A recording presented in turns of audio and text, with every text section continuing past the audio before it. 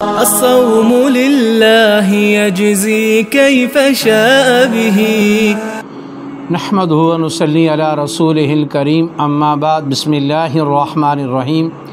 معزز خواتین و حضرات، السلام علیکم ورحمۃ اللہ وبرکاتہ۔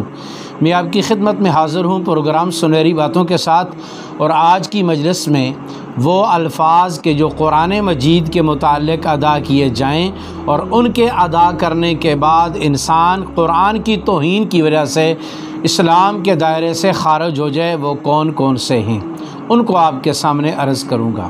نمبر 1، سب سے پہلے قرآن مجید کے بارے میں اس بات کو سمجھنا چاہیے کہ قرآن مجید یہ اللہ کی کلام بھی ہے، کتاب بھی ہے۔ اللہ رب العزت کی ذات نے اس کو مکمل ضابطۂ حیات بنایا ہے۔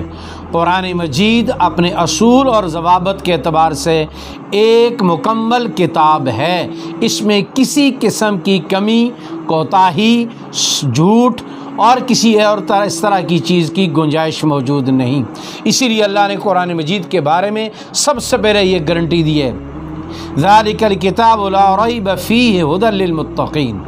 بہرحال تو اگر کوئی بدبخت ان تمام چیزوں کے بعد بھی یوں کہہ دے کہ قرآن مجید مکمل کتاب نہیں ہے، تو یہ اعتراض اللہ کی ذات پر اور اللہ کے علم پر ہے کہ اس کو تو پتہ چل گیا کہ قرآن مکمل نہیں، اس میں اور چیزیں بھی ہونی چاہیے تھیں، اور اللہ جو احکم الحاکمین ہے اور عالم الغیب والشہادہ ہے، انہیں نہ پتہ چل سکا کہ میں نے جو قرآن اتارا ہے وہ بھی مکمل نہیں ہوا۔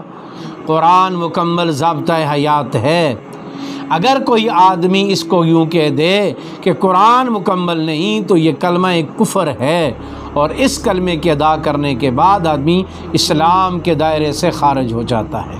نمبر 2، دوسرا عقیدہ قرآن کے بارے میں ہمارا یہ ہے کہ قرآن مکمل بھی ہے اور قرآن محفوظ بھی ہے۔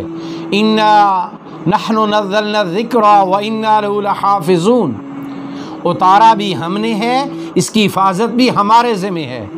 اور اگر کوئی مسلمان ہو کر یہ عقیدہ رکھے کہ قرآن محفوظ نہیں، وہ قرآن کی اس نص قطعی کا انکار کر رہا ہے، اور قرآن کی کسی ایک آیت کا انکار صریح کفر ہے۔ لہٰذا قرآن مکمل بھی ہے، قرآن محفوظ بھی ہے۔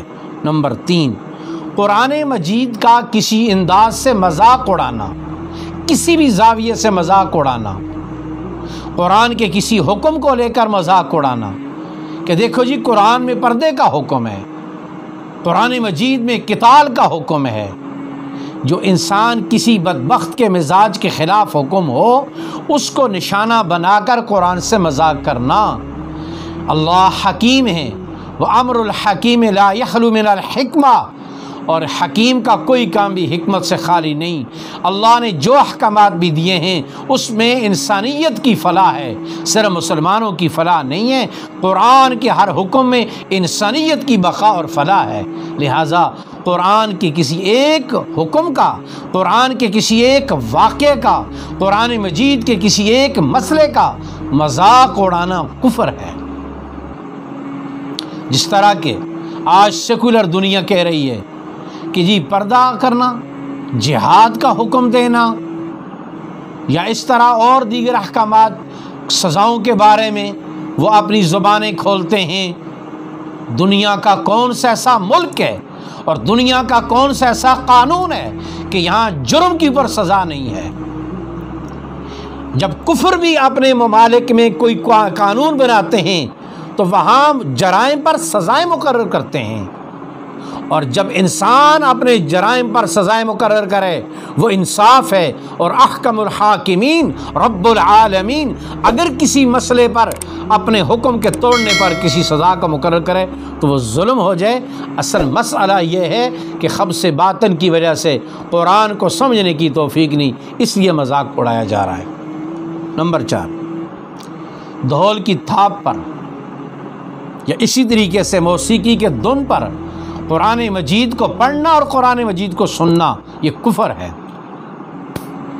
نبی کریم صلی اللہ علیہ وسلم نے فرمایا، مجھے اللہ تعالیٰ نے آلات موسیقی کے توڑنے کے لیے بھیجا ہے۔ نبی کریم صلی اللہ علیہ وسلم نے فرمایا آلات موسیقی شیطان کا ہتھیار ہیں، وہ چیزیں کہ جن سے شیطان انسانوں کو گمراہ کرتا ہے، ان چیزوں کے ذریعے قرآن کو پڑھنا اور ان چیزوں کے ساتھ قرآن کا سننا کفر ہے، اس سے مکمل طور پر اجتناب کی ضرورت ہے۔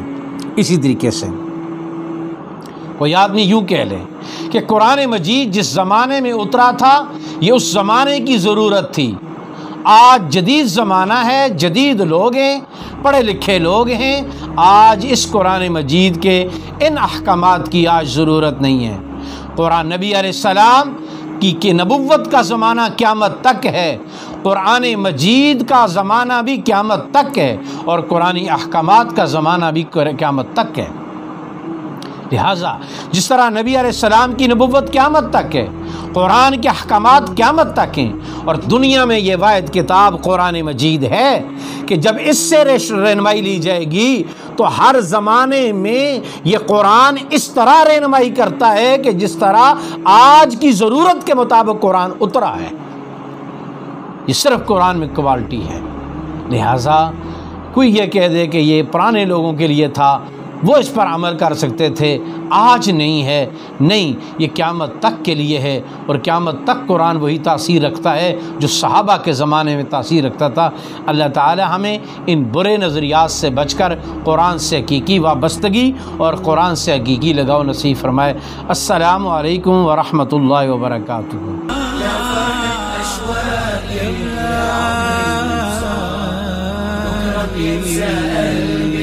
كل أيام الصابر